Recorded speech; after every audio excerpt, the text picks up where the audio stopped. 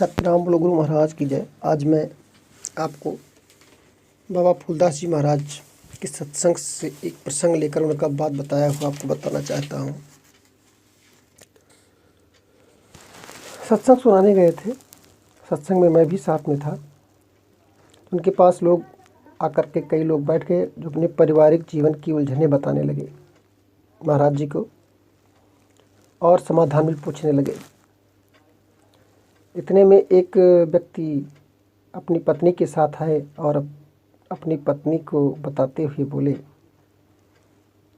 महाराज जी, मेरी पत्नी की आलस्य और कंजूसी की निंदा अपनी पत्नी की खूब करने लगा कि ये आलसी है, कंजूस है। कुछ देर तक बाबा फूलदास जी महाराज ध्यानपूर्वक उस व्यक्ति की बात सुनते रहे और अपना हाथ उठाया और उस पत्नी को स्नेहपूर्वक अपने पास बुलाया। उस पत्नी से कहा, बेटी इधर आओ। बाबा फूलदास जी ने कहा कि बेटी, हाथ की मुट्ठी बांधकर सामने करो। एक हाथ की मुट्ठी बांध करके सामने किया। बाबा ने फूलदास जी ने पूछा कि अगर ये मुट्ठी हमेशा बंधी रहे तो बताओ नतीजा क्या निकलेगा। औरत थोड़ा खामोश रही, फिर साहस करके बोली कि महाराज, ये मुट्ठी हमेशा ऐसी बंधी रहेगी तो अकड़ कर खराब हो जाएगी। तो बाबा फूलदास जी महाराज मुस्कुराए और बोले कि अब दूसरा हाथ खुला रखो, सीधा रखो, खुला कर दो।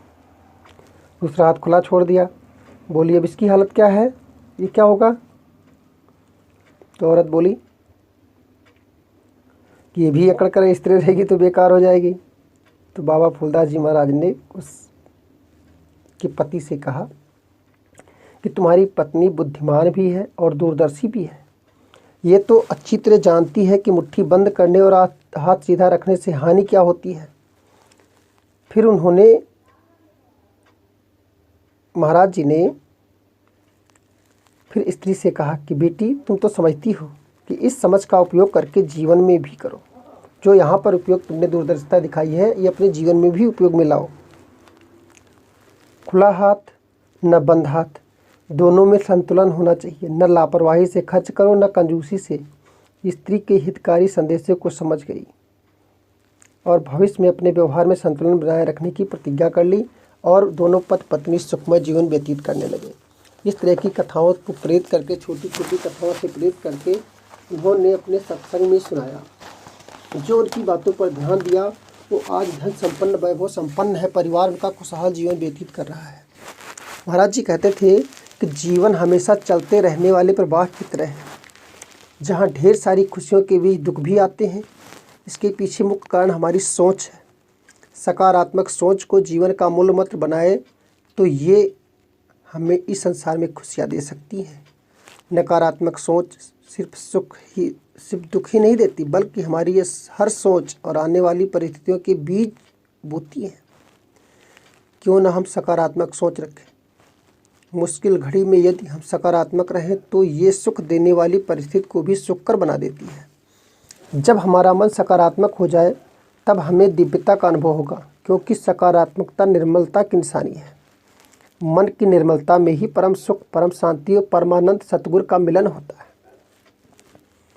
इसलिए जो सकारात्मक रहेगा वही परम तत्व की ओर, सतगुरु की ओर आगे बढ़ सकता है। इसलिए इंसान को नकारात्मकता से बाहर आकर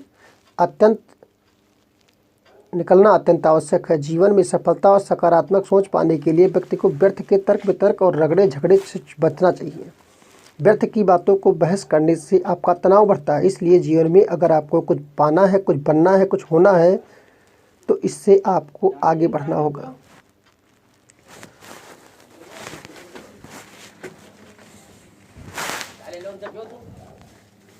हमेशा जीवन की सौभाग्यता बनी रहे।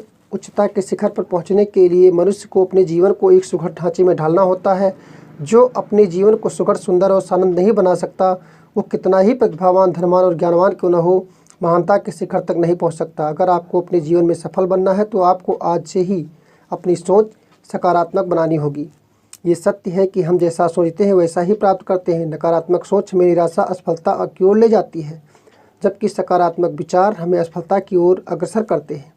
यदि हम ये ठान कर चले, मान कर चलें कि आज दिन भर हम जो भी सोचेंगे अच्छा ही सोचेंगे, निश्चित ही हमारा दिन अच्छा जाएगा। यही प्रयोग हम सप्ताह भर के लिए कर सकते हैं। इसके बाद देखें कि आपके जीवन में क्या अद्भुत परिवर्तन आता है। प्रकृति के हर पल में सौंदर्य, माधुर्य और ऐश्वर्य विद्यमान है। परमात्मा और प्रकृति के प्रत्येक प्राणी के उद्धार और कल्याण के लिए नित्य तत्पर है। वो हमेशा कल्याण करना चाहता है प्रकृति। इसलिए सकारात्मक दृष्टिकोण की निरंतरता बनी रहे। अपनी सोच को सकारात्मक बनाइए और दूसरों की कृतज्ञता व्यक्त करें। प्रकृति को गहराई से देखें, तभी आप कुछ बेहतर समझेंगे। जिस दिन को आप जी रहे हैं तो क्यों न उस दिन को वर्ष का सर्वश्रेष्ठ दिन जानकर जिया जाए। मनुष्य वो प्राणी है जो अपने विचारों से बना है। वो जैसा सोचता है वैसा ही बन जाता है। जो व्यक्ति अपनी सोच को सीमित रखता है वो अपने सपने को कभी नहीं पूरा कर पाता। हमेशा आपको अपनी सोच का दायरा बड़ा रखना चाहिए। आप जिस चीज़ के बारे में सोचेंगे वही आपको मिलेगी। जब आप किसी चीज़ के बारे में सोचते ही नहीं हैं तो आप उसे पा भी नहीं सकते। सफलता और हमारे बीच ज़्यादा दूरी नहीं है। हमें सफलता तभी मिल सकती है जब हम अपनी सकारात्मक सोच को त्याग कर स्वयं को इसको योग समझेंगे। फिर आप देखेंगे कि एक सोच के बदलने मात्र से ही आपके जीवन में कितना बड़ा परिवर्तन आ गया है। इस संसार में सब कुछ मिल सकता है, सिर्फ ज़रूरत है परिवर्तन की। परिवर्तन ही सबसे बड़ा धर्म है। समय के साथ चलना, समय के साथ साथ अपने आप को बदलना ही सबसे बड़ा जीवन का लक्ष्य होता है। सत्यनाम बोलो गुरु महाराज की जय। बंदी छोड़ सरकार की जय। मर जाऊं मांगो नहीं अपने तन की काज, पर स्वार्थ के काज को मोह नहीं आवत लाज। इस जीवन में जीवन मिला है कर्म करने के लिए। कर्म करो, मांग कर खाना अच्छा नहीं है। कर्म करते हुए जो अपने कर्मों के बल पर एक लक्ष्य बना करके कार्य करता है उसको जीवन में सफलता मिलती है। ये मानव तन कर्म करने के लिए मिला है। इसीलिए मुख एक दिया गया, हाथ दो दिए गए कि कर्म करो, और एक हाथ काम करने के लिए अपने खाने के लिए है और दूसरा दूसरे के परोपकार के लिए बनाया गया है। सकारात्मक सोच रखते हुए सुनो 2 गुना और बोलो 1 गुना। इसीलिए 2 कान दिए गए हैं। देखो 2 गुना, लेकिन उसको एक दूसरे के लिए है, दूसरे को दृष्टि देने के लिए है, एक अपने लिए है कि खुद को ज्ञान रखो और दूसरे को भी उस ज्ञान का मार्गदर्शन कराओ। जीवन सफल बनाना है तो हर इंसान को अच्छी सोच पैदा करनी चाहिए। इंतज़ार किसी का अच्छा नहीं होता। आप किस सोच में पड़े रहे हैं। लिखा है कि एक श्वास जो जात है वो फिर यावत ना आए, और सोया है निरसंक तू कौन भरोसे माए। यमराज तेरे सर पर नकारा बजा रहा है, सतनाम सुमेर ले प्यारे तेरा वक्त जा रहा है। आंदोलन तमाम लोग करते हैं। जीवन में भी एक आंदोलन है। जब हम परिस्थितियों से गुजरने लगते हैं तो हमारा जीवन द्वंद्व में फंस जाता है। द्वंद्व से बचने के लिए हमें समाधान की ज़रूरत पड़ती है, और समाधान हमें सत्संग से मिलता है। सत्संग से लाभ हमें मिलता है। दूसरे की कृपा के बजाय अगर खुद मेहनत करके कमाया खाया जाए और सत्संग का लाभ लिया जाए तो जीवन धन्य बन जाए और आपका जीवन लक्ष्य भी पूरा हो जाए। इसलिए दूसरे का भरोसा छोड़कर खुद पर भरोसा करना सीखिए, खुद पर परिश्रम करना सीखिए। सकारात्मक सोच ही हमारी सफलता का और हमारी दूरी, फासले, जो नज़दीकियाँ बढ़ाने वाले हैं। अगर आप मेहनत नहीं करते हैं, आप धनवान नहीं हैं, तो आपसे परिवार वाले, समाज वाले रिश्ता तोड़ देते हैं।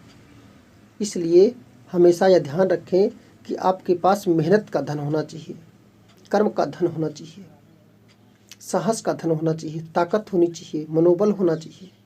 और आप मनोबल से गिर जाएंगे तो आपको समाज में, परिवार में कहीं भी सम्मान नहीं मिलेगा।